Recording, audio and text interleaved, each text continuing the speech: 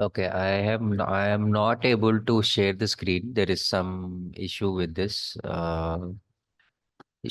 host sharing or something. Let me just reconnect, guys. Just give me a minute. I will reconnect and we'll start quickly. Sure.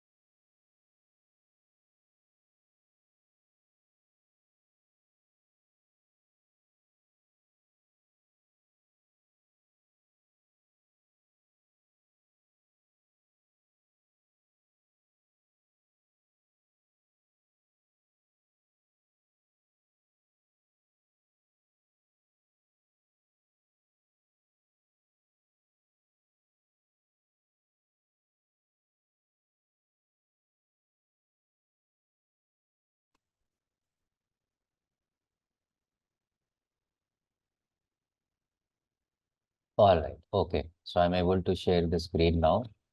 Let's begin the class, please. Okay, just a minute.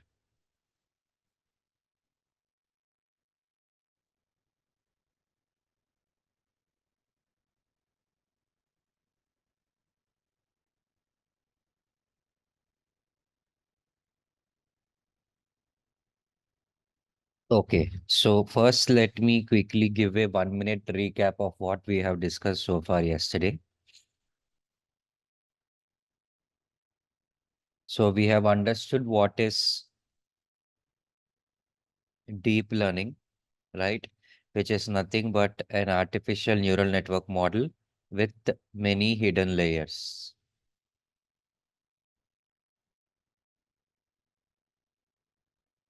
right? And we have understood that in an artificial neural network model, we would have an input layer,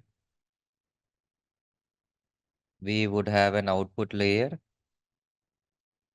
if it is a supervised task,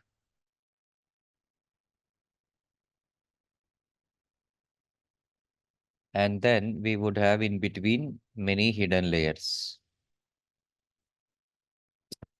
Okay.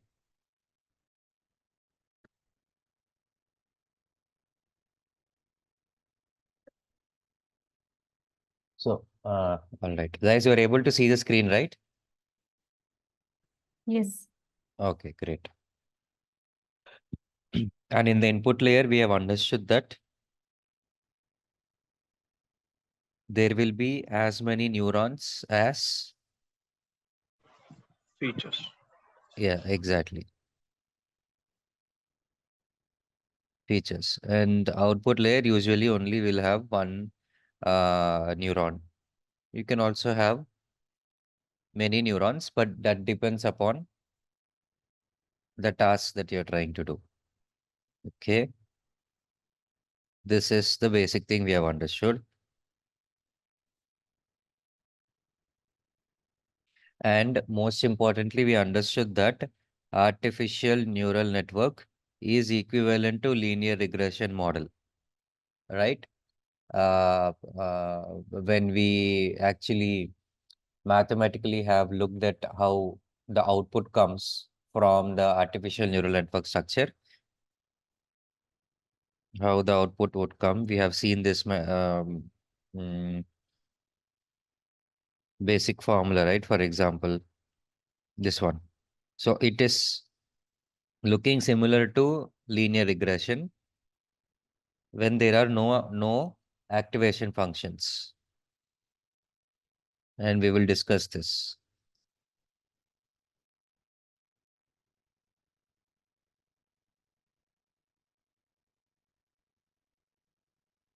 Okay. In front of hidden layer, you will hidden supervised task, right? Yeah, yes. No, not for the not because of hidden layers, because of output layer. If we have an particular output associated for a particular input, then we will call that as supervised task, right? So for example, in this kind of a data set over here, I have an output associated for inputs. For these inputs, this is the output. Now, what artificial neural network will try to do is simply find the relation between these inputs and this output. Find out what is the relationship. Correct? Just like linear regression model. But sometimes there could be only input data that we have, right? We may not have output data. So usually we do clustering on top of this, right? Using k-means and hierarchical clustering and so on. Now, using artificial neural networks also, we can do clustering, right? In that case, you would not have a particular output layer with a neuron giving you some output like this. We will see that also. We will see that structure also. And in other cases, a few artificial neural network models are useful for reducing the dimensions. Here there are only 3 dimensions in my example, but assume there are, let us say, 400 dimensions in a particular data set. And dealing with 400 dimensions can be difficult, challenging. Therefore, I can use a particular type of neural network called autoencoder. And using that, I can reduce the number of dimensions from 400 to, let's say, uh, 40, or let's say 20, right? That will come under something else. So did you guys have a class on PCA? Yeah, we had Yeah, so PCA, is it a supervised or unsupervised? unsupervised. Yeah, yes, correct, correct. Because it is doing dimension addiction. It is not predicting any output for a given inputs. It is simply reducing the dimension to a lower dimensional space. Similarly, PCA is purely a machine learning approach, right?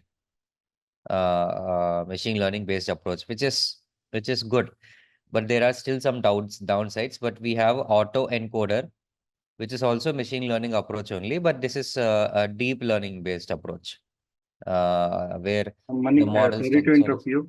Here, yeah. Vinay here. Actually, we didn't have the class on PCA. Actually, some of the team members maybe they might have had, but Hmm. come from the batch, we didn't have this class. Sorry. You didn't have class on PCA? No. Even we did not have them. Okay. Actually, the 2 or 3 batches were clubbed to this DL batch. Hmm. Mm-hmm. For Okay, our got batch, it. it is not. Okay, got it, got it. So no problem. So you guys do one thing, just whoever has not had the PCA, just type no in the chat box once. I will just see how many people are there. Uh, I will I will talk with the concerned person about this, or if I have time, I will cover this because it is important. It is needed to be covered. It comes under basic topic. Thanks for pointing that out. Whoever has not covered, just type no. If there are a lot of people, then obviously we definitely have to cover. Otherwise, we can ask somebody to watch the recording or something. Fine. Anyway, the point is that PCA, for those who are not aware of what is PCA, PCA is a model. It's a machine learning model that is capable of reducing the dimension space. Okay. If there are 400, here how many dimensions I have, or how many features I have? Only three features. In some cases, there can be 400 or 500 features. And dealing with so many features is a very a challenging task. So people usually will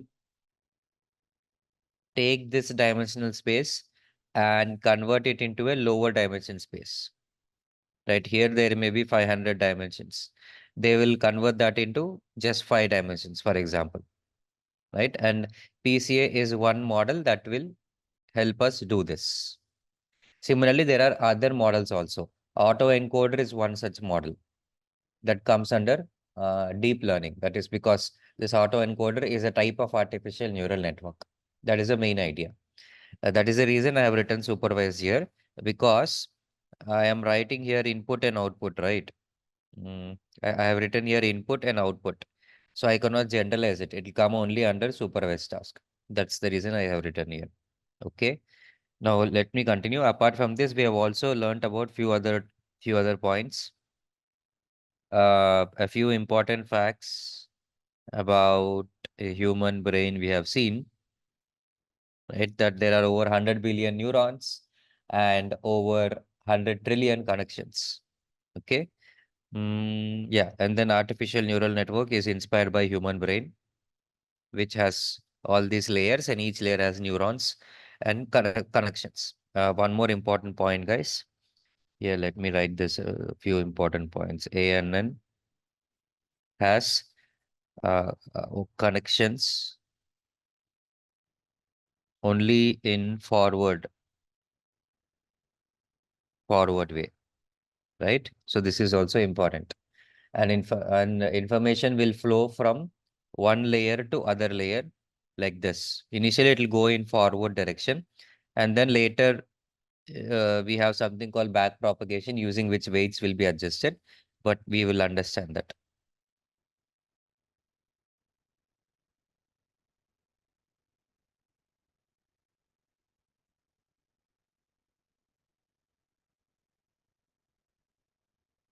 Okay, yeah, just a basic one.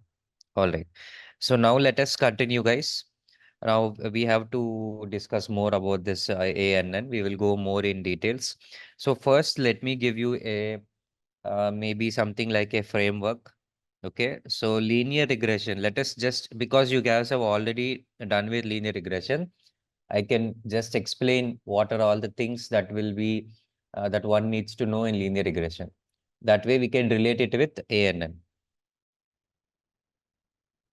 Okay, so in linear regression, there are few important subtopics on the linear regression that you guys might have learned, that you guys should know about all of these things, right? So initially, maybe assumptions. I can start with assumptions.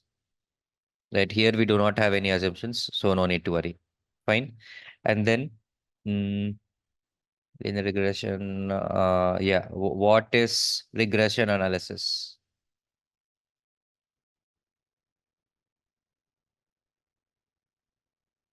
Okay, right?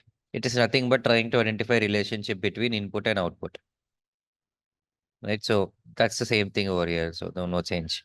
And we have cost function. Why do we have this cost function? So that, yeah, anyone wants to say? Yeah, to find To the total loss. Yes, correct. how close or far we are from the prediction, from the actual one. Yes. Yes, correct. So we should have a cost function for this model also, right? Because here also we are trying to do prediction using this model. We have actual data, so we should have a cost function here also. So we should know that. And optimization algorithm, which is gradient descent in case of linear regression. So here also we should be using some kind of optimization algorithm, right? It's we have gradient descent. We have other advanced algorithms also. I will just name it right now since we are here. We have gradient descent. We have stochastic gradient descent. We have mm, momentum based. We have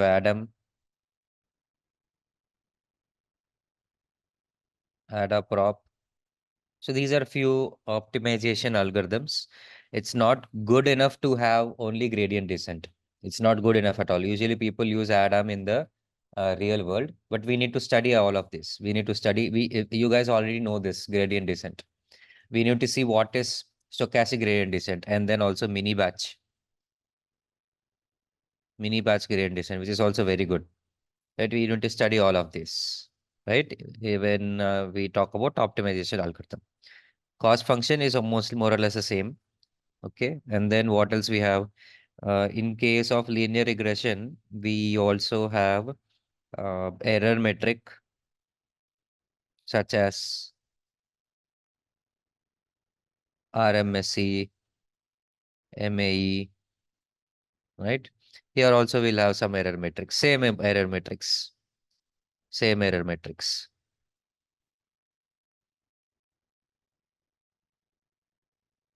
And we have many other things in linear regression. For example, R square versus adjusted R square, right? And then some hypothesis testing, we get the p-value to know which features are more important.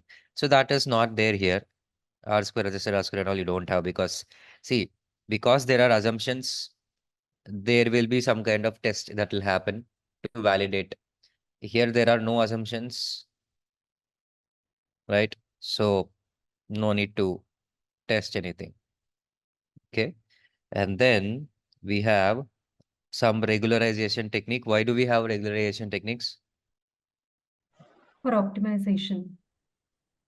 To reduce Uh, the overfit issue, to add Overfitting, penalty yeah. to the cost function.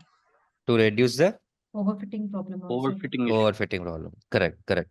So do you think overfitting can happen in ANN models also? Or is it only with the linear regression model? Only with the linear regression. Okay, okay. So let's see this. So here, if I have feature one, feature two, just assume anything, okay? And then I have output variable y. One second, I'll take it as x1, x2, x1, x2. And totally I have 10 records. Okay. Can linear regression, will linear regression easily be overfit on this data, or it will be Yes, difficult to overfit on this data? easily it will be overfitting on this Yeah, Easily data. overfit. because only 10 records, and assume it is of same range. There is no much variation. Variance is less. So easily it will become overfit. And now artificial neural network, if you take, what do you think? Will it become overfit or not become overfit? Underfit. Overfitting. Because It will become the very less data points, right? It may overfit here. Yes, yes. Why do you think underfit it will be? It will not become underfit. It will become underfit when there are so many data points like this, right? And you have a simple model like this. Okay. It will become overfit when you have, let's say, only just few data points like this. This is an example of close to overfit, right? Okay. And let's say one more example is like this. This is clearly overfit, right? And this is a complex model because this is non-linear. And this is a simple model because this is linear, right? So if a model has to become underfit, more or less it has to be a simple model in such as this, right? Even if you take something like this is also most simple model. Something like this is needed to make overfit on this data set, which is very complex, right? Very, very complex model. Fine. So now let us understand this. When we compare, when we compare linear regression with artificial neural network model, which one do you think is a more complex model? ANN. ANN, ANN. ANN is more complex model, right? Because in Yeah. linear regression, we have seen yesterday, it has only one equation. What is it? Y hat is equal to weight plus weight into feature one plus weight into feature two. That's it. That's it, right? But in ANN, we have seen it's a combination of many things like this. As you can see, many connections are there. Information is getting flown from here to here, and the equation that we will get, where the relation between input and output could be more complex than linear regression. Not could be. It is always more complex than linear regression, right? And then when we add something called as activation functions, so here activation function I will add, it will become extremely non-linear. We will see that. But without activation function also, it is definitely complicated than linear regression. Okay. So when I have a more complex model, when I'm saying that linear regression itself can be tend to become overfit. Linear regression itself can become overfit. and I have regularization techniques to deal with overfit. Now, can I tell ANN also can become overfit because ANN is more complicated than linear regression? Yes, when the data set is small. Yeah. When data set is small, and even when data set is, this is just an example I have given you to make sure that ANN can also be overfit, right? But in many cases, even when you have 10,000 records, a linear regression will be fine, but ANN will become overfit because it is definitely way complex, right? We will see one by one, we will see. But point is, regularization techniques are there in case of ANN also. In case of ANN also, because this can easily become overfit. Okay. And any model can be underfit also a lot of times. So there are ways to deal with that also. So underfit, let's say underfit here, a model can become underfit, and there are ways to deal that also. Okay, and what else is there in case of linear regression? Yeah, these are the most important points. We have a cost function, we have optimization algorithm, error metric, regression techniques, and yeah, I can say just basic equation in terms of mathematics, how linear regression looks, and equation in terms of mathematics, how ANN would look. Okay, that also you should know. We have already seen this, but see, this we have to see again and again because, like I'm saying, there are different types of ANN, right? For every type, we may have to see this, and for every new concept we will discuss, like adding activation function or back propagation, forward propagation, we will have to see this, right? So, let us start with forward propagation, actually.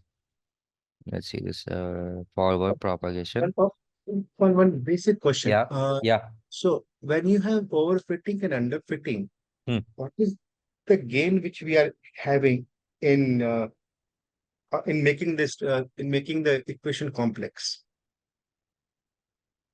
Okay. See, there are different types of situations. We have to understand this. On a very high level, you can think like this. We have low data, low number of examples of data.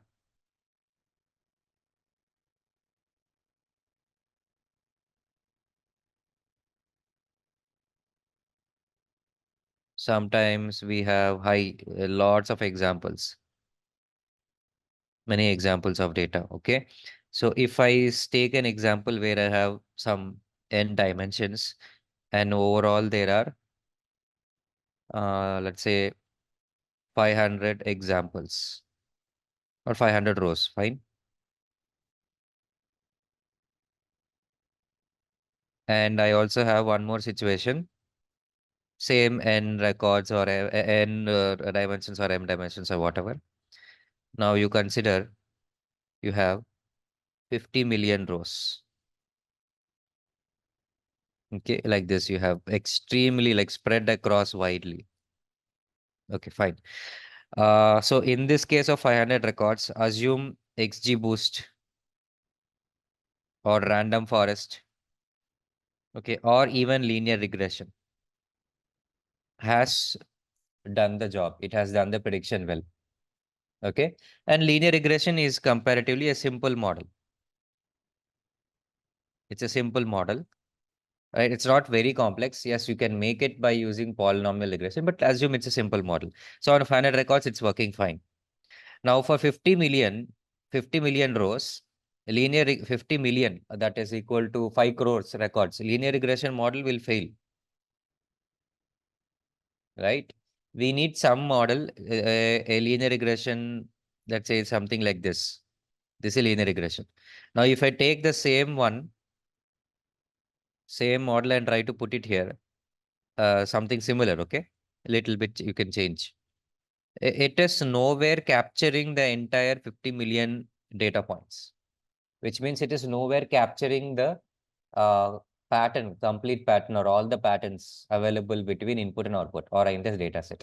Linear regression fails to capture. Therefore, we need a complicated model in such cases. ANN, which is complex, and with the help of ANN, we get something like this.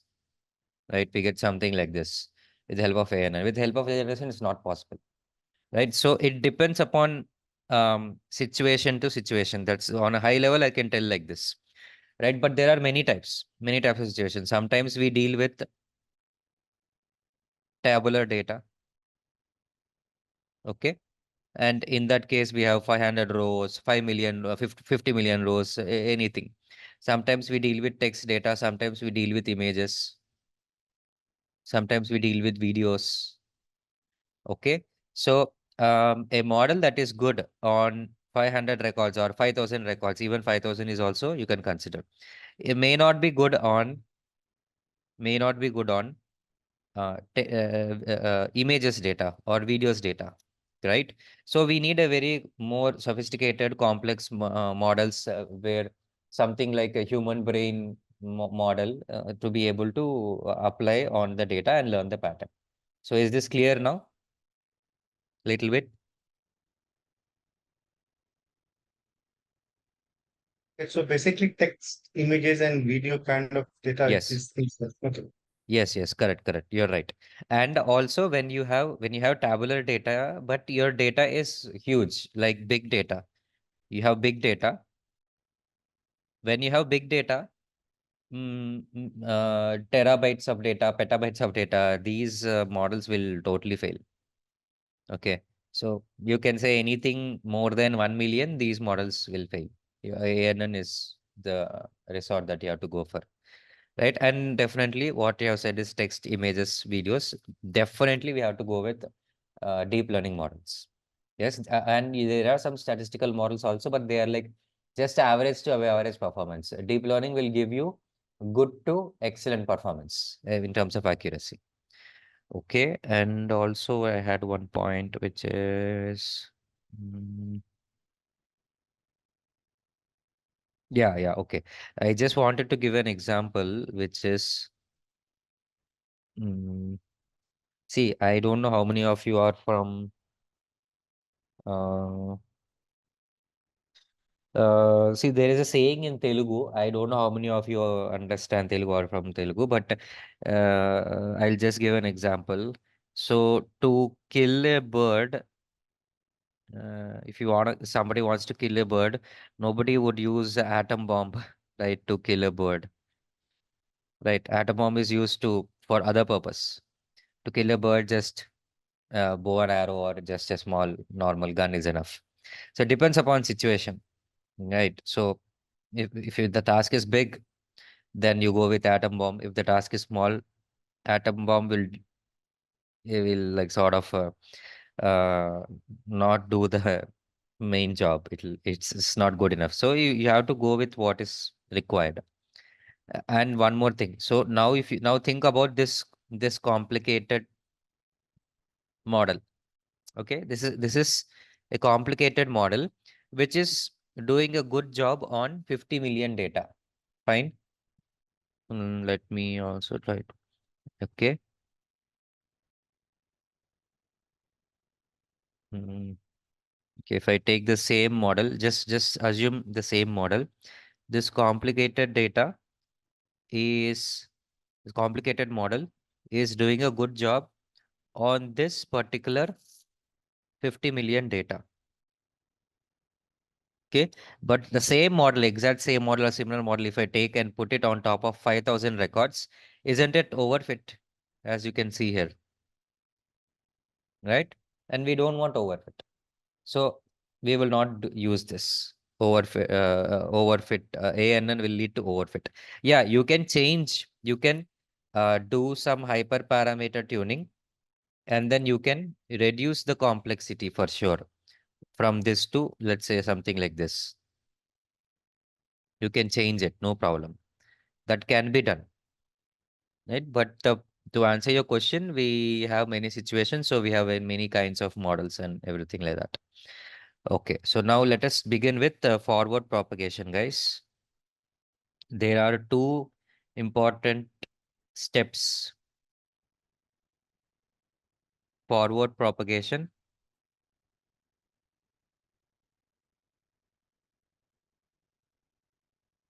and backward propagation.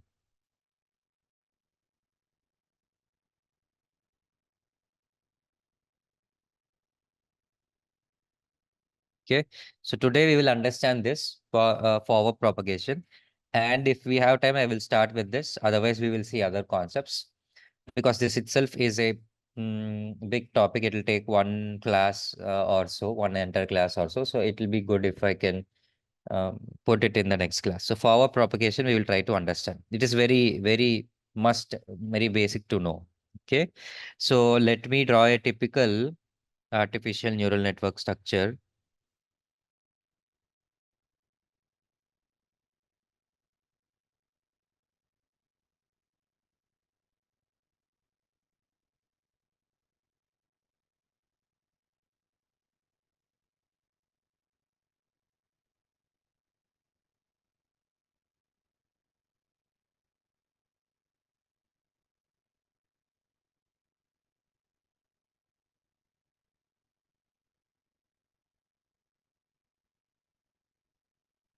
Okay, and let's draw the connections also.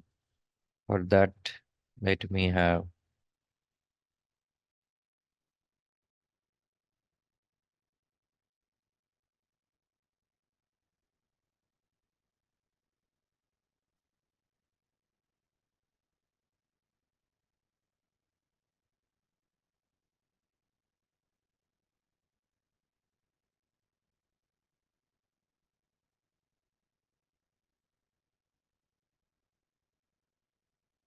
and as you can see here, I am taking only one hidden layer.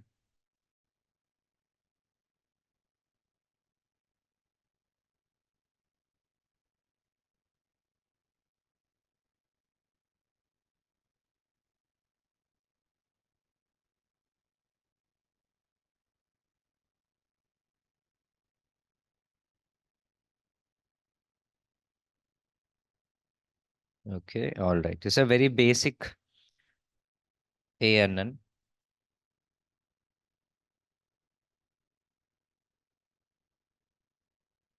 Okay, and let us say we have a tabular data.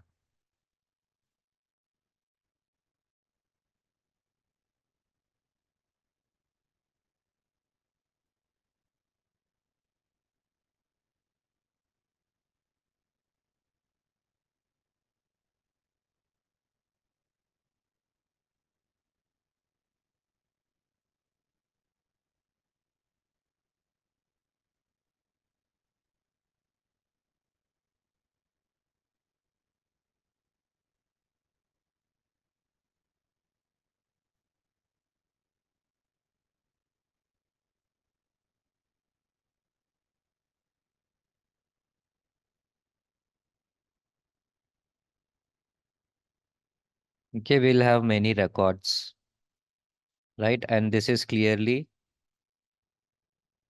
the input features. This is the output feature.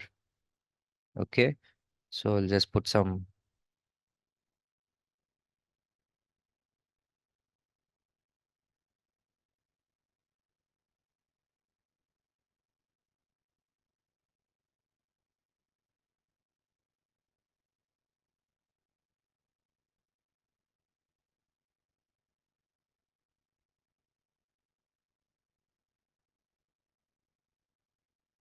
Like this, there will be many examples, right? So we just have to understand forward propagation on this data set, right? For this artificial neural network. So it will happen for every individual record, right? Because ANN has to predict for every record, right? Just like in case of linear regression, Bayesian tree, we have to predict for every record. So initially, this is age, this is salary, this is experience. Let us understand this for the first record. Now, this would be a loan hat. Okay, we can understand this. Okay, I have to add weights and everything. But first, let us get the intuition. Okay, so 30 would come here. This 30 would come here. 100K would come here. And 8 would be here. So this would go through, these three would go to this, pass through this connections and go to this neuron, right? 30, 100K, 8. From these neurons will go through these connections and go to this neuron. Similarly, those same will go through these connections and go to this neuron, right? But yesterday we have seen that there will be weights associated with each of these connections. There will be weights associated and values will be multiplied with the neuron and the weights, and everything will be added, and that is what you will get over here. Correct? That's what we have seen. So let me see if I have one example here. Yeah, okay, we can see this. Guys, can you see the diagram and all the weights, everything? Yeah. Yeah, okay, yeah. So let's understand this, guys. Please, let's understand this. So we will come back to that example. I want you to solve that example. I will also do it along with you. But here, let us understand this with this simpler example first. So I have IQ test or coding test and CGPA, and then based on that, salary can be decided, right? Let us say this is a interview process, and the interview is looking at CGPA, and they are conducting an online test. How much score out of 150 or whatever the candidate got. By looking at the score and CGPA, salary will be decided, and this is what is the pattern. Right now, I am going to build a artificial neural network model. In the input layer, there will be two neurons because there are two features. Output layer, one neuron because one feature predicting, and one hidden layer is there. Okay, so first understand this particular ANN properly. Structure. Input will be this feature 1 and feature 2, that is IQ score or coding score, and then CGPA score. I can call it as X1 or X2 also. And then there will be connections, and only forward connections. As you can see, the forward connection is going on here, right? Forward connection only. When I put a line here, don't assume that information can go from backward. Information will not go backward. Information is only forward like this. Okay, great. And every connection has weights associated. This is how the weights are named. Let's look at this. This could be little confusing initially, but if you follow a standard, it will become easy. So naming convention is important to know, guys. Every book follows a different naming convention, but that's totally fine. It's just naming convention. So here, if you see W suffix 1 and prefix 1, right? And then W suffix 1 to 1. So which means that if I am at this W suffix will be 1 if these are the initial layer, first layers weights, right? So this is the first layer and the second layer, right? So if weights are coming from, if the connection is coming from the first layer, right? As you can see. So you will put suffix as 1. Okay. Similarly, since connections are coming from second layer here, you will put suffix 2. Okay. But there are many connections coming from first layer, right? Therefore, I will have 1, 1, 1, 2, 2, 1, 2, 2. Okay. Which means 1, 1, which means from the first neuron, one connection. From the first neuron again, second connection. First neuron, yeah. First neuron, first connection, first neuron, second connection. Okay. Similarly, now if you take at the second neuron from the first layer, it would be W suffix 1 and second neuron first connection. W, okay, where it is W suffix 2. W suffix 1, sorry. W suffix 1 because it is first layer. W suffix 1 first layer, second neuron and second connection. This is second neuron and first connection. Okay, that is how naming convention is followed. I hope this is clear. It should not be a big problem. We can write this again weights if you want when we have the time towards the end of the class. So you see this part also. Now from the second layer, I have connections. So W suffix 2, okay, and first neuron, first connection. W suffix 2, second neuron, first connection, right? Because from this neuron, only one connection is there. I don't have other connections. So only one. That is how naming convention is done. Great. And this one, as you know, this one will be salary hat. Salary hat. Okay. So initially, and here I can add bias also. Here I can add bias, plus bias, plus bias. So in linear regression, you know that we will add bias, right? We'll add bias plus W1 X1 plus W2 X2. This B, you people call it as W naught. Correct? That is nothing but bias. In linear regression, we do add it. Similarly, in case of neural networks also, we can add a bias here. That is, see, this is because this, yeah, from here to here, what we get is X1 into W, X2 into W. You are adding these both. It is like a linear regression only. And then we will be adding B11. Okay. And then from here to here, it is also like a linear regression, isn't it? Because X1 into W plus X2 into W, right? X1 into W plus X2 into W. It's like a linear regression only. And we will add a bias here also, right? And if you want, you can add bias here also, but it's not required, right? So it's you can hyperparameter you can play with. So how many parameters you have now? Can anyone look at this and tell me how many parameters are there? You just have to count how many parameters are there. Parameters means not x1, x2. Hyperparameters, I mean. 10. Hyperparameters. 10 are there? Yeah. Let's see. 1, 2, 3, 4, 10. 5, 7, 6, 8. 7, 8. Yeah, Okay. 8 are there, right? This one is the feature or the parameter. I'm asking about hyperparameter, these weights. 8 are there. So therefore, random values will be assigned for all of these 8.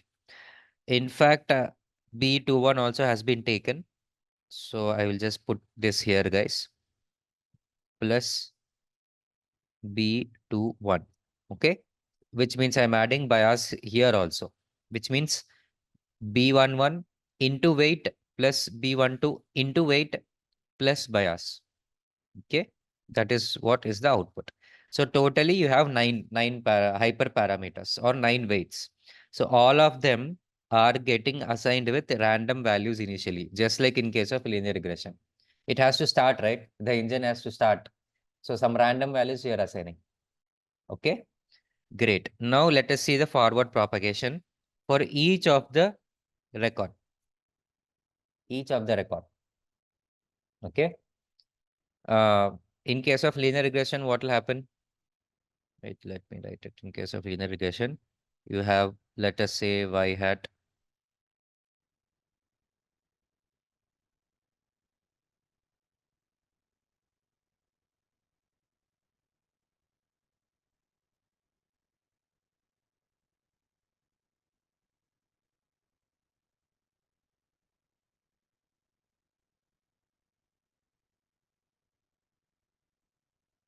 Okay, this is how linear regression would be.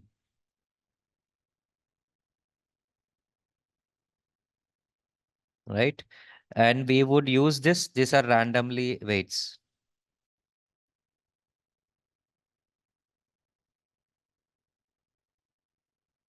Randomly, you'll start with these weights. And we all know that for every record, we will use this linear regression and get the prediction. Salary hat. Right? That is, we'll just substitute these both here, these both here, these both here, and these both here, and get salary hat for every record.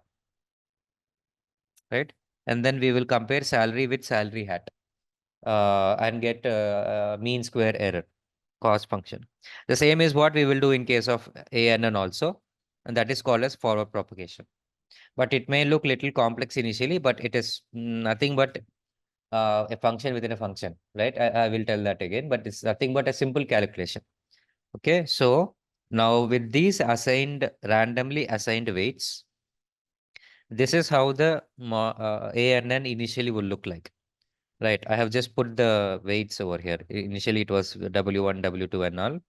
So I will just put those randomly assigned weights. Now, all we have to do is just see how would it get calculated and computed. 97, initially 97 for the first record. So you can see here 90 into 0.2 plus 90 into 0.4, right? And then plus you will also have bias 0.3 here, 0.3. Manikan, Yeah. is Yes. it not 90 into 0.2 plus 7 into 0.2? Oh, yeah, sorry. 90 plus 7, not 70, sorry. It's plus 7. 90 into 0.2 plus 7 into 0.2. That's correct. That's correct. Okay, so that's exactly what you can see here. I've written here. At this neuron, in this neuron, what is the information that is coming from the previous layer? 90 into 0.2, as you can see, plus 7 into 0.2, right? And then plus 0.3. This 0.3 is because of the bias. Okay, so that is what is the information coming to this neuron. Okay, similarly for this neuron, you can see it will be this connection and yeah, this connection. Okay, so 90 into 0.4 plus 7 into 0.1, and then the bias 0.5, and these are randomly assigned bias. You got this. Great. Now this is the information here. This is the information here. If you calculate, you will get some value, right? If you calculate this, you'll get some value.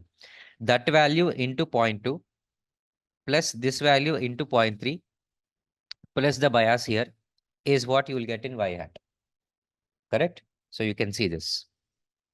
We can call it as O11, which is, or you can also see just a notation, guys. You can call it as N11 also. It's totally fine. N11 or O11, that's totally fine. I have given it O11 because it is intermediary output. Intermediate output. This is the final output. This is intermediate output. And 11 because it is the first hidden layer and first neuron. O12 because it is the first hidden layer and second neuron. O11 is nothing but this as per the weights and everything, this, which is nothing but this. Similarly, O12 is nothing but this. Okay. When you calculate, you will get something like this. O11 and O12, you got this. Okay. 197, 37.2. Okay, fantastic. Now the information has to go forward. Information has gone from here to here. Initially, it was 90 and 7. When the information passed forward, it became 197 and 37.2. Just for example, assume. Now the next is this into this plus this into this plus bias. That's exactly what I've written here. The information that goes to this neuron is 197 into 0.2 plus 37.2 into 0.3. Okay, plus 0.2, the bias term. That is what will go here, which is, as you calculate, it will be, let us say, 15.74. Great. So I got salary hat here as 15.54. So if you look at the error, there will be an error, right? You look at the error, actual minus predicted, 15.74. So minus 1.74. This is the error. This is the error for first record. So you would have salary hat and you would have MSC. Sorry, squared error. Or you can have one by one. So you will have salary hat, you will have error, which is minus 1.74. You will have error square, and you calculate for all the records, you will have mean square error. Right? For every record, you will have squared error. And then for all the records, you take mean, you get mean squared error, right? But right now we did forward propagation only for first record. And I got this as 15.74 in the prediction. So we have to do forward propagation for second record, third record, fourth record also. Just like linear regression, we will calculate salary hat for all of the records and then calculate the error square, and then get the mean error square. Same is what we are doing here also, but this is called as forward propagation. Okay. Yeah, it's called as forward propagation because information is flowing from one direction in the forward direction here. This is the error for first record. I can also write it as E1, calling it as first record. Similarly, you do the process and you get E2, you get E3, you get E4, right? And then you get E1 square, E2 square, E3 square, and so on. And then you get mean squared error. When you get mean squared error and it is very high, then what will we do? Make back propagation. Gradient descent. Apply and we need to find the optimal value for the weights. Yes, correct. Exactly. We will apply gradient descent algorithm next to be able to just find the best model, that is the model with the most optimized weights and bias values, as you can see here, so that the mean square error will be as much less as possible. And then we have achieved a good fit model. So if the mean square error is very high, if the mean square error is very high, is it an underfit or overfit? Underfit. Yes, correct. Anyone else? Underfit, overfit? Do you think it's overfit? No, Under- it is underfit. only. Underfit. Correct. Correct. That is why error is high, because it is underfit, which means it did not cover the data pattern properly. Right. So we will make it better until it is a good fit. When we say mean square error is very high, what we are saying? The error, overall error of the model on the entire data set. So as you can see here, you No, have the okay, fine. Please go ahead. yeah, okay. So yeah, you have the error for each record, and then you want to know for entire data, you just take error square and take the mean. That's it. Great. No, Now okay. Point being, when I say mean square error is 5, it's okay, right? mean square is 5. Yeah. Yeah, that should be fine. Yes. Yes. And if I say 50, it's not okay, right? That's Yeah, what I'm trying correct. to. Correct, Do correct. we have You are do we have thumb rule to say something?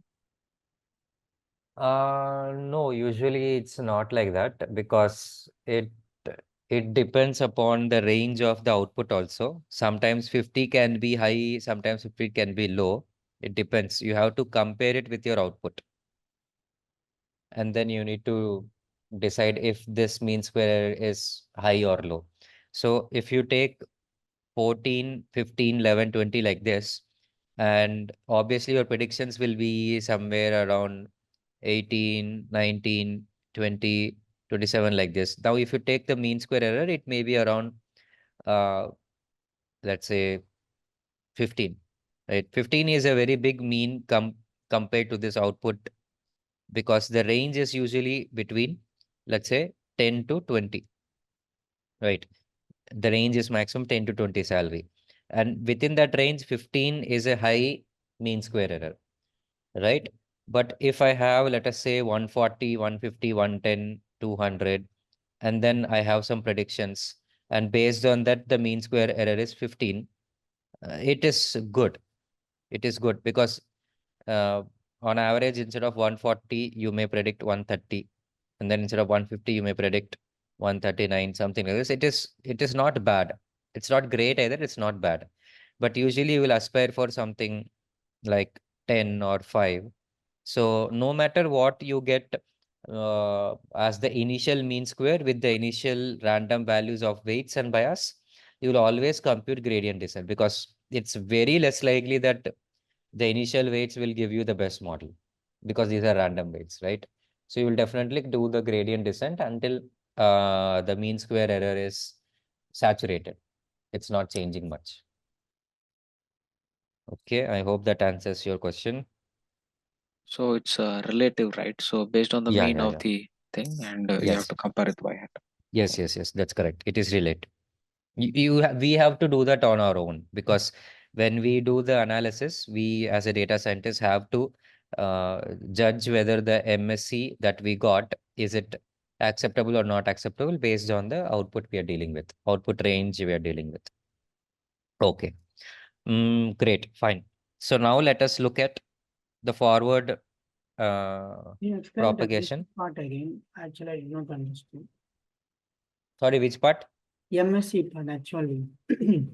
Like how can we say that like this value is high or low? Okay. Yeah, see, like I was saying that, let me come back here.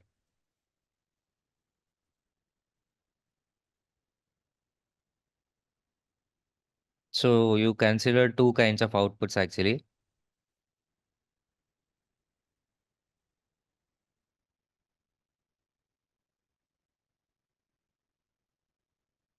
Yeah, I'll just take it as y1, y2. So I have output value something like this. And here I have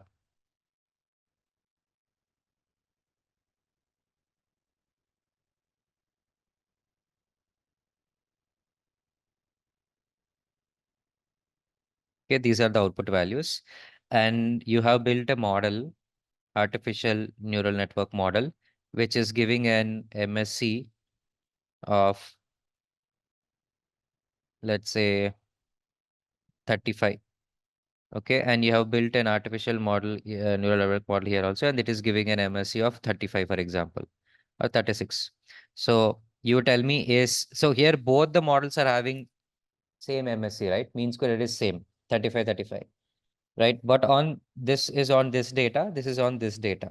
So now can you tell me which model is better? Both are having same mean square error, right? Yes, second But model is better someone. yeah, exactly. That's because the range of y2 is very high. The values are very high. It is in thousands. When the values are in thousands and the range is very high, that is, for example, from 750 to 1200, the possible range is 500 approximately. So within that big range, and with for a huge thousands values, 35 is an acceptable error. But something which is of range of just 10, maximum, minimum is this, maximum is this. 20. Yes. And all the values are just in tens. They're not even in hundreds. Values are not even in hundreds. They are just in 20s or tens. It's less than 100. For such an out kind of an output MSC, 35 is like a huge gap, right? It's not acceptable. Yeah. Right? It should be like that is what I'm trying to say. And there is no standard for this. When we build the model, after doing all the training, you have to look at the MSC, and you have to, as a data scientist, you have to determine whether it is good or not by comparing it with the output values you have, right? Okay. Yeah, that's what I was saying. Okay, so now let's continue. So let us look at forward propagation in case of a classification task case. We have seen it for regression task, that is predicting numerical value. Okay. Now let's do it for classification task. Before that, any doubts in this forward propagation? For this example, we have seen any doubts? It's nothing but simple forward propagation, mathematical calculation, just an arithmetic calculation if you look at it, nothing else. So far, what you have seen is just a bunch of arithmetic, but we need to understand how this is happening. That's all. Okay. Any doubts, any questions? No, can you show me the equation for error calculation? Error calculation is same as linear regression. It will be Okay. same. Okay. Yeah. We will see, because we will go to the cost function and optimization. Cost function and optimization algorithm, we will go here. At that time, I will write the error function, and we will do some derivation also. We Yes, will yes, see got that. it, got it. Yeah. Okay, fine. So if there are no doubts, then I will go to the classification task example, guys. Fine. So now, so see, as per this structure, right? Where is this? Yeah, as per this structure, the prediction here will be regression. That is a numerical value, right? So what change can I do so that this numerical value can be converted into a category or a class? Here the prediction will always be numerical because it's nothing but a bunch of arithmetic operation I'm doing, multiplication and addition. To be precise, it's bunch of multiplications and additions that I'm doing. And then obviously the output will be number. How to convert it into a category or a class? You have Normalize, learned, sorry? Yeah. The Yeah. logistic regression, normalize the value. we need to use the I mean, activation restrict the value function. between 0 and 1. No. Restrict the value between 0 and 1. How? Where do you want to restrict? You want to restrict here in the hidden layer or input layer or using some weights? Where do you want to restrict? In the I output, want to get the activation. The hidden layer and also in the output layer. Hidden layer and also output layer. Okay. Okay, great. Else, I mean, just before the output, I mean, you apply certain activation function which can limit the values to between 0 and 1. Correct. Good. Like a Good. sigmoid function or Yes. logarithmic functions, you apply that will restrict the values to 0 and 1. So that can Yes. Yes. Correct. Correct. Good. That's it, guys. That's it. Very good. See, to get the output uh, in a categorical form like 0 or 1 or maybe 1, 2, 3, 4 to get the output of multi-class like this, whatever it is. Or initially, we'll look at binary class like 1 and 2 or 0 and 1. 0 and 1 is better. Initially, we look at binary class. To get an output in this range, we just need a particular function to be applied after we get the output, right? After we get the output in a numerical form, we have to apply some function which will convert that numerical number to be between 0 and 1. And then later we can apply the threshold probability and we get either a class 0 or class 1. So it's the same like logistic regression as one of you has rightly pointed it out. So in logistic regression, we apply sigmoid function, right? On the output. And then we get the values between 0 and 1. Right? So in short, what we need to have is something like this. So we know that this will always be a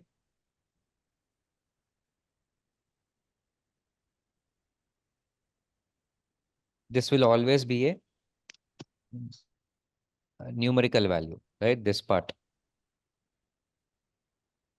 Right. So we need something which can take anything, which can take any numerical value from minus infinity to plus infinity. We need to give it to a function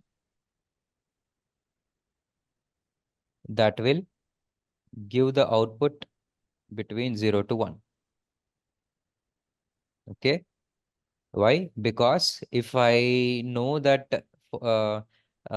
if the output is 0.3, then I can use a threshold and then tell it either it belongs to class 1 or class 0. I can use a threshold. Right? Clear? So I need a function. Usually what is that function? It is mostly, oh, sorry, sigmoid function. If it's a binary class. If it's a binary class. Okay, sigmoid function. Is this clear, guys? We need a function which will take any input value, any number, that is, so the range is from minus infinity to plus infinity, any input value. The function should take this as input and then give the output always between 0 to 1. So that I can have a threshold, let's say 0.7 or 0.2, whatever it is. And then I can tell the class it will belong to. Okay, that is the idea. And here we know that for binary class, we go for sigmoid. Right? When we have multi-class, we have softmax and other kind of functions. We will see that later. So that is the, yes. sorry. Uh, so these functions are like normally to get the data points inside the curve, right? Data points inside the curve, as in I didn't get you. So for What linear is? regression, there will be a straight line, right? Yeah. So the best fitting line. Yeah. So And for these functions for deep learning, the thing is like if you have many data points, so you'll have a curve. So to make that curve like a complete fit, so you are using this function, sigmoid function or like any function. Yes, you can say that it's not completely accurate. The reason is, okay, just a second. Sorry, I didn't got this thing. Yeah, let me explain that. So let's come here.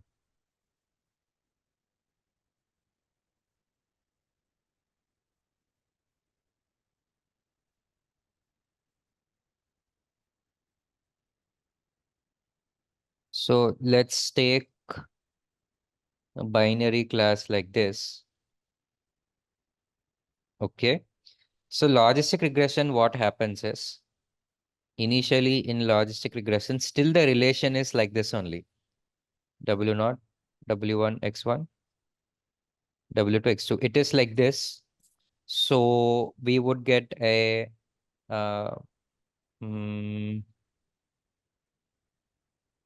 we would get a straight line, something like, okay, let me also take this here. Okay, we would get a straight line, something random like this. Or like anything initially, because weights can be completely random. Okay, and then what we do is we apply sigmoid. Okay, that is 1 by 1 plus e power minus of this entire term, right? XOR.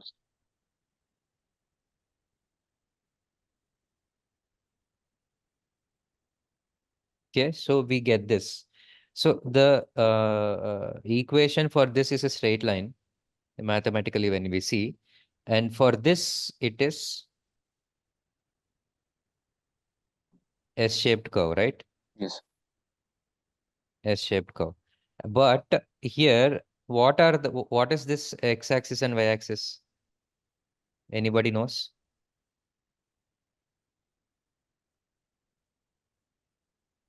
Y-axis is the probability.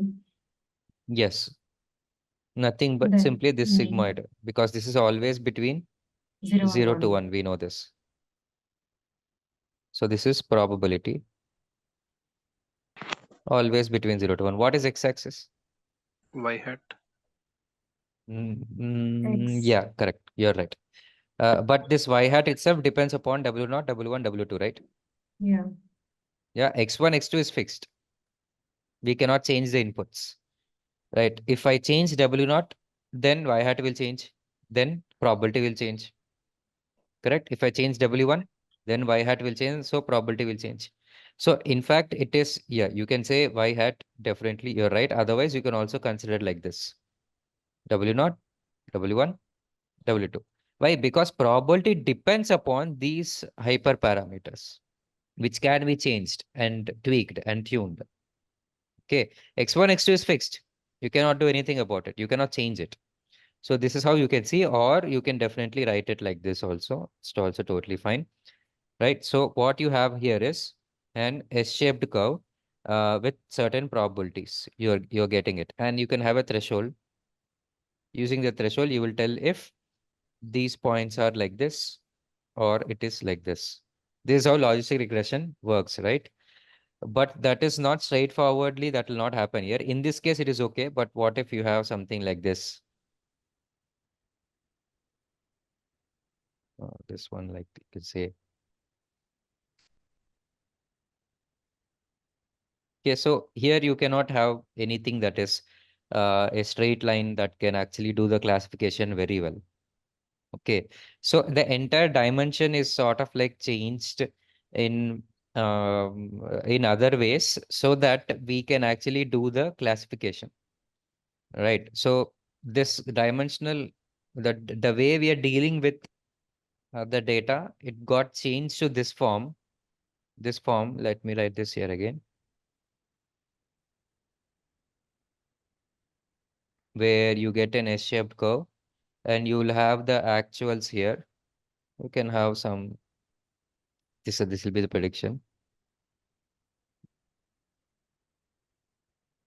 This is how the actuals are, and these are the predictions.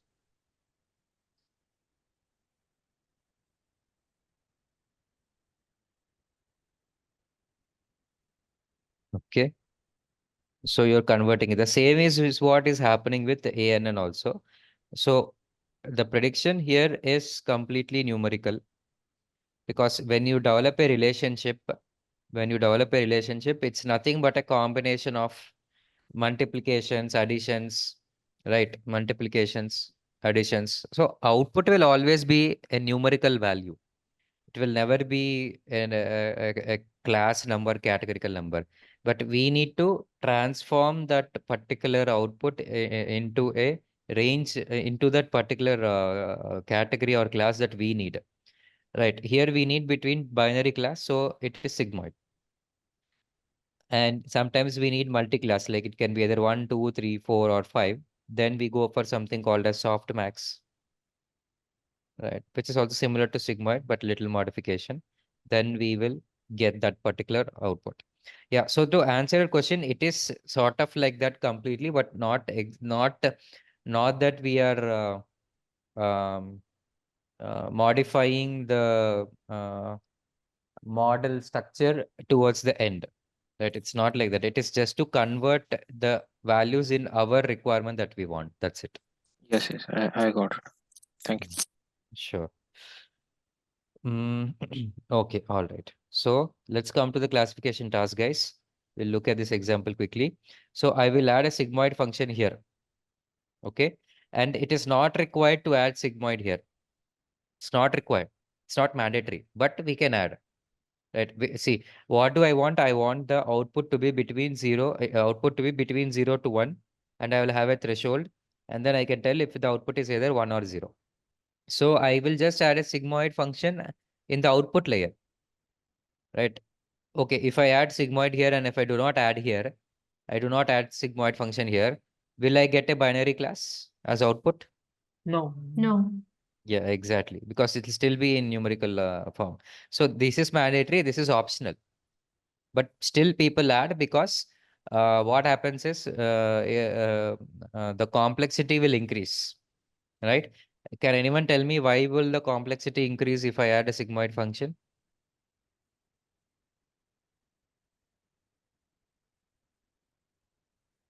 First of all, do you agree or not agree, or you're not sure? See, initially I did not add any in the previous example where we were doing regression prediction. I did not put any sigmoid, right? I just left it very simple as it is. Okay, but we have seen this is still complicated than linear regression, right? This is still complicated than linear regression, obviously. Now I'm telling, if I add a activation function in the hidden layer, right? This model will be more complicated than this model, this structure. Can anyone tell me why? Because it adds non-linearity. Yeah, correct. Exactly. Exactly. That's the point. So that it covers more points, right? Becomes Hmm. non-linear.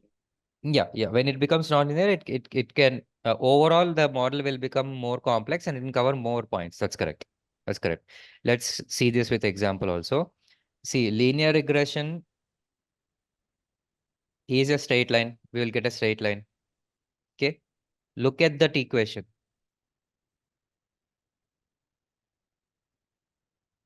Linear. Okay. Now, let us say I will take polynomial. Polynomial.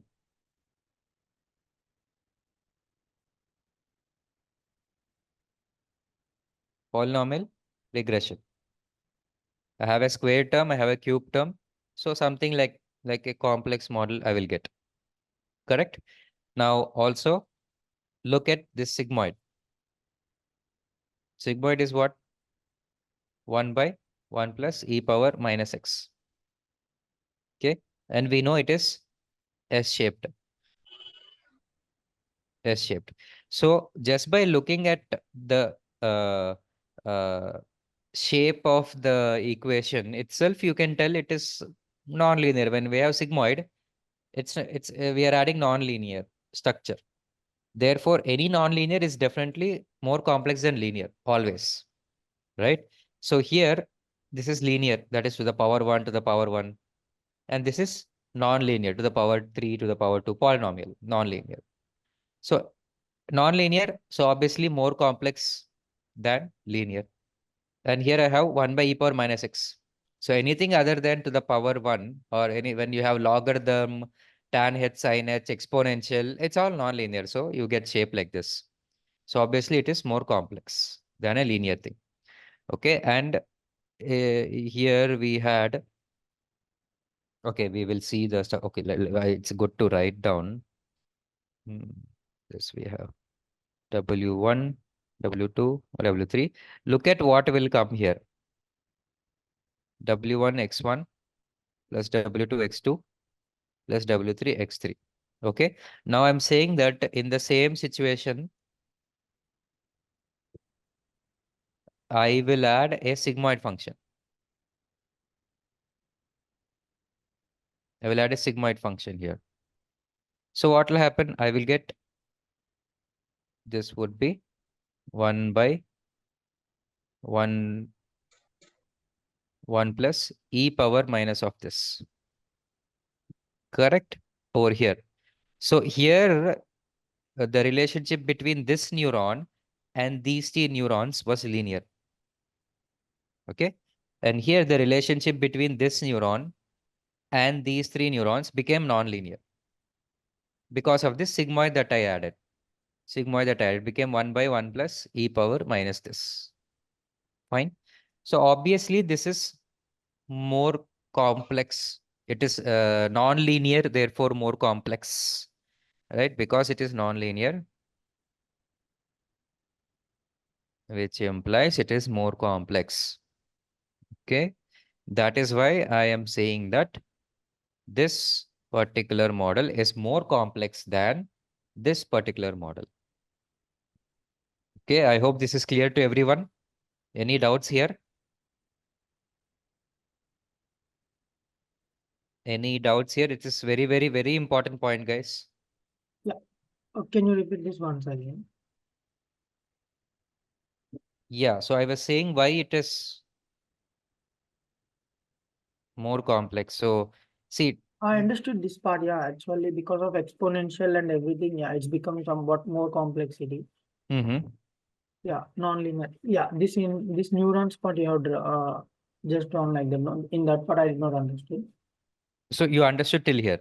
Yeah, yes, I understood. Okay, okay, great. So if we don't add sigmoid 3, what's the problem? What's the issue? Okay, I will tell you. So here, why do we have to sigmoid? Is that clear? Because we have to do a classification task. Yeah, yes, that's I understood. 0 or 1. Yes. Here, I have said it is optional. It is not required in our example as of now. But why do we also add sigmoid in case of hidden layers also? Is because to increase the complexity of the model. And why do we have to increase the complexity of the model when we actually deal with many records, like 50 million records, or when we deal with lots of text data, or when we deal with images? Okay, that's when it is required. And consider all these generative AI models, guys. For example, ChatGPT, you know, GPT-2, 3.5. This got trained on entire internet data, right? Data Yeah. from Wikipedia, Reddit, and GitHub code. It got trained on everything. So imagine on such a huge data, do you think a linear relationship would work? Right? A linear relationship would work? It No. cannot even identify the patterns properly at all. We need a non-linear relationship for sure. So Why? sorry, is there any question? No, not from my side. Okay, somebody was asking why. I thought so. Okay. Anyway, so the point is, when the data is huge and increases a lot, naturally there will be a lot of complicated patterns in such a huge data. Therefore, you need a complicated model to capture the complicated pattern. That is why we will add non-linearity wherever possible in the architecture. Here, because this also is this particular subpart of the model is also study of pattern, and this also study of pattern, and then overall also you are getting captured. So everywhere you have to add non-linearity to make it more and more complex. Complex. That's why we do it. And why is this more complex? Is because I told you here I added sigmoid, right? So relation between this itself is much more complicated. Here I have 1 by 1 plus e power minus this. Here also I have this 1 by 1 plus e power minus this. And then here, also. yeah, and then here it is only a simple relation, linear relation. Here, okay, it's a linear relation. But here I have non-linear relation between this neurons. It's already non-linearity has come in one place. Here also non-linearity has come. And here also I'm adding sigma, which means here also the relation between these is non-linear. So it's a bunch of non-linear, non-linear, and non-linear. Overall, very, very big non-linear. So it is more complex, isn't it? Yeah, yes. In the above model, we have done linear regression only, right? Yes, yes. It is equivalent to linear regression. Yes. Yeah, you said in the I think you said before like that it's more it's somewhat complex than linear like that in the above Yes. example. Yes. Because in linear regression, what do we have? We have only this. Did you attend yesterday's class? Yeah, yes, I attended. Okay. In linear regression, we have only this, right? W Yeah. naught plus W1 x1, W2 x2. Right. But in case of neural network, that is for only this neuron. Only for this neuron, you have W naught plus W1 x1, W2 x2. And then for another neuron, again, you have similar thing, W naught plus W1 x1, W2 x2. And then finally here you're combining this and this with another weight and adding bias. So is it not more complex? Yeah, yes. Yeah. So Yeah.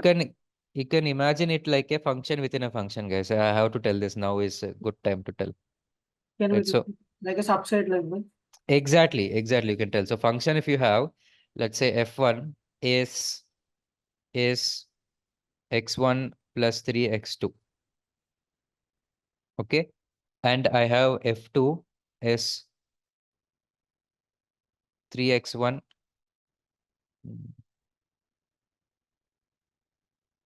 Okay, let's take this 3x1 plus 7. Okay, now what will be f1 of x? It will be x plus 3. f2, let us say f2 is, okay, this I should write it here. 1 second. Is 3f1 plus 7, guys. Okay. Now what will be f2 of x? That is 3 into f1 plus 7. That is 3 into f1. X plus 3. Yeah, correct.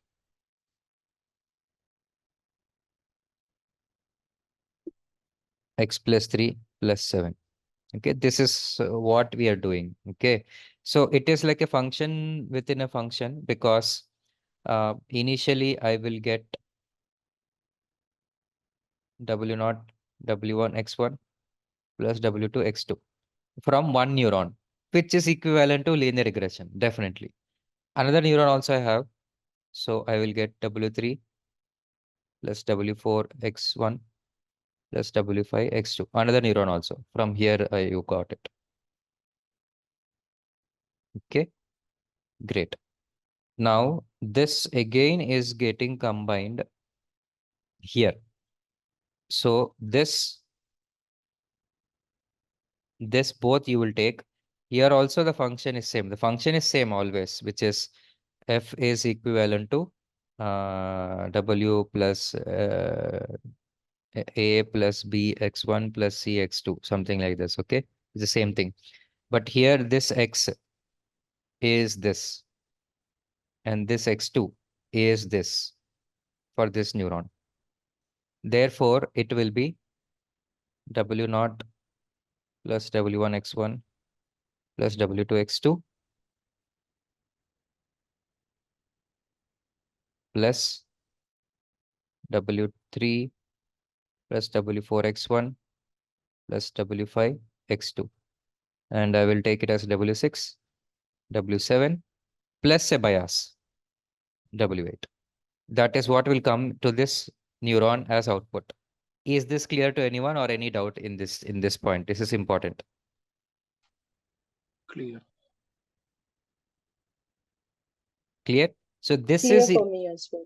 okay. This is linear regression clearly, This is also linear regression clearly, It's like you're combining linear regression again with another linear regression overall. Okay, that is why I said it is definitely complicated than linear regression, but it is equivalent. It is equivalent or more complex. It is structure is like this. Because see, this itself you can think as an x1. This itself you can think as x2, right? It's a function, right? But that itself is again a part of linear regression. So you got it like this. And I'm telling this as only a basic ANN, guys. A basic ANN. Basic ANN. But when you add sigmoid, it will become complex. Okay, we will see that also. We will see this. If it is clear, we will see what happens when we add sigmoid. Okay, let us see this. Let's go forward. Now, so far, I hope you have understood what happens if we have sigmoid at the output. It will become non-linear. Okay, let's see what the time is. We have time. Okay, now let us compare, guys. Forward propagation we are doing. Okay, forward propagation, same. We have O11 here. This we will get for this record.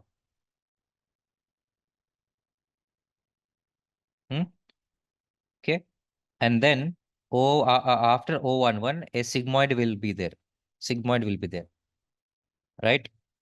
So O11, sorry, in this O11, to get O11, sigmoid function has to be applied. Therefore, this entire part would go to a sigmoid function. Sigmoid function. That's what I'm writing here. Sigmoid of this. Okay. And weights already we have seen how to give the notation. Right? W suffix 1 means it is coming from the first layer. And first neuron, first connection. W suffix 1, first layer. Second neuron, first connection. Okay. That's what we have seen. Similarly, I wrote for O12 also. Okay. And then, yeah, okay. And then I'm just substituting the values here. Substituting the values. X1 for the first record. 97. 90 into 0.2, 7 into 0.2 plus 0.3. How did I get 0.2, 0.2, 0.3? Random weights. Randomly weights got initialized initially. First iteration, random weights. Similarly for O2. So you will get O1 and O2. Okay. And sigmoid, because it is sigmoid, I am writing this. And here previously, I have taken the same values, guys, for the same particular weights.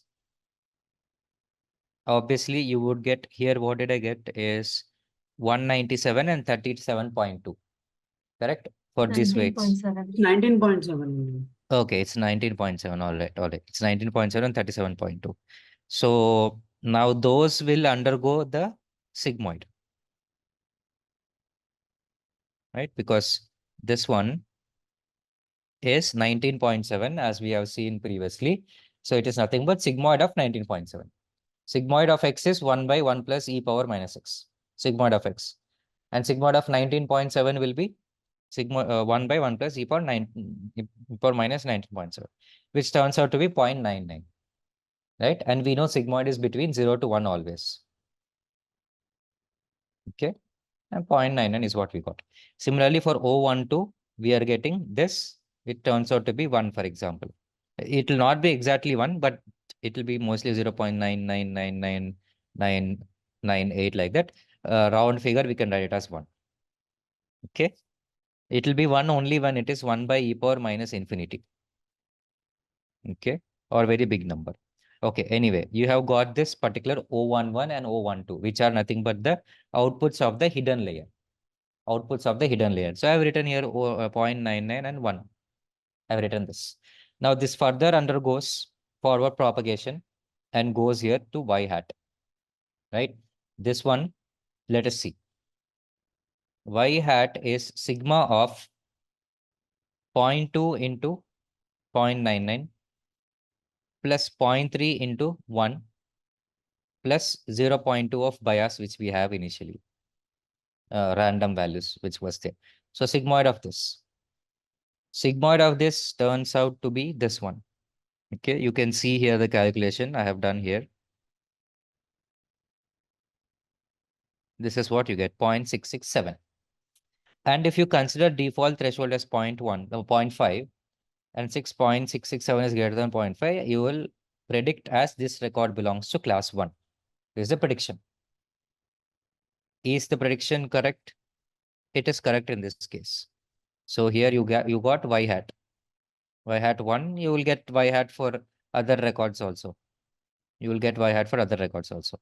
Right? Overall, the prediction will happen for all of the records with this initial random weights in the first iteration. Right? Only difference is sigmoid is what I have added compared to the regression task. In classification task, I have added this is optional, like I'm saying again.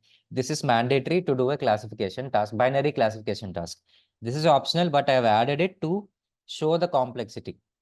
Okay, this is how complex it is getting. Right, now we have this. So And related for value greater than threshold value means we should classify it in class 1, right? yeah, that's correct. Okay, if less than 0.5 means you have to take it as like 0. Yeah, class 0, that's correct. Yeah, how we taking like differentiating like class 1 and class 0?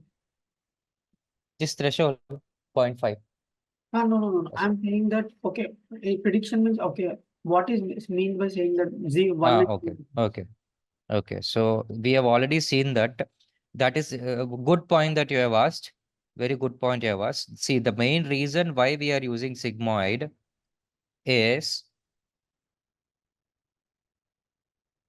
let's understand this. See, this is one of the important place where the thought process of data scientists would develop, right? And loyalty regression is very important in that. See, initially I may have any value. Okay, this is closed bracket from minus infinity to plus infinity. That using sigmoid function, I am converting it between 0 to 1. Right? The reason is because when we have anything between 0 to 1, it also acts like a probability. Probability is always between 0 to 1, we know that. Right? Now understand this. Initially it was 70. After undergoing sigmoid, it became 0.3. Initially it was 120. After undergoing sigmoid, it became 0.75. Okay. Right. Now you see this. If something, and by default, probability that you're predicting is for class 0. Okay. Which means what this 0.3 represents is that there is a 0.3 probability that this belongs to class 0. This record where output was 70 numerical value. After being sigmoid transformation done, 0.3 is the probability that it belongs to class 0. Which means how base will belong to? Oh, sorry, this will be class 1. Sorry, this will be class 1, guys. Class 1. To belong to class 1, it is 0.3 only. Right, which means to belong to class 0, it will be 0.7, right? So that way it will be class 0. And then this record has 0.75 probability belong to class 1. If anything is more than 50% of probability, you will consider that to be more probable, right? Therefore, you will put it in class 1. Yes. Class 1. Yeah. So if I have two situations, 60%, 40%. So people will say that this record belongs to class 1. Yeah, class 1. Class 0, class 1. Because the probability is tending towards that. It's high probability tending towards that. It's also like you imagine an unfair coin. You have heads or tails, usually probability will be 0.5, 0.5. Yeah, but unfair coin can be like this, 0.7 and 0.3. And whenever you toss the unfair coin, you will always call heads because you know that there is a higher chance of seeing heads because of the probability, a greater probability. With that logic only, whenever you see a record with a higher class probability, you'll always classify to this higher class. Yes, sometimes it will go wrong, obviously, only 60% it is right.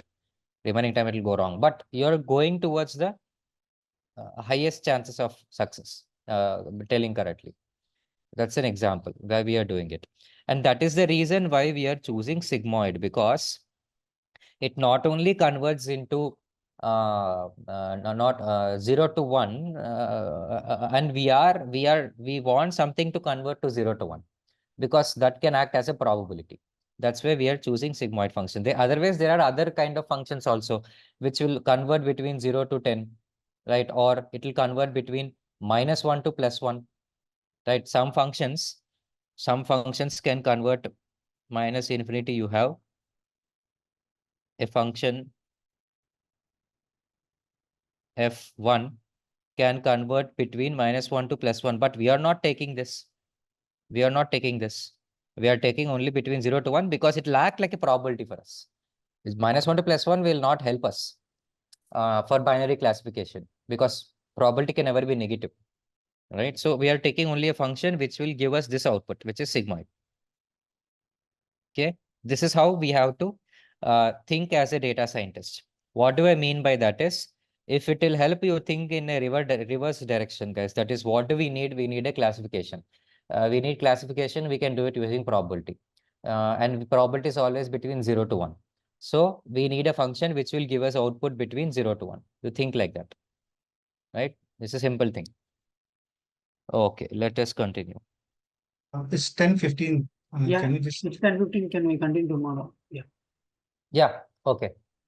Okay, so 10:15 already. Sorry, I thought I missed the time. Sure, guys. We can continue tomorrow. Yeah. Let me stop at this point. We can continue tomorrow. We'll meet again tomorrow. Okay, fine. Thank you, guys. Thank you. Bye.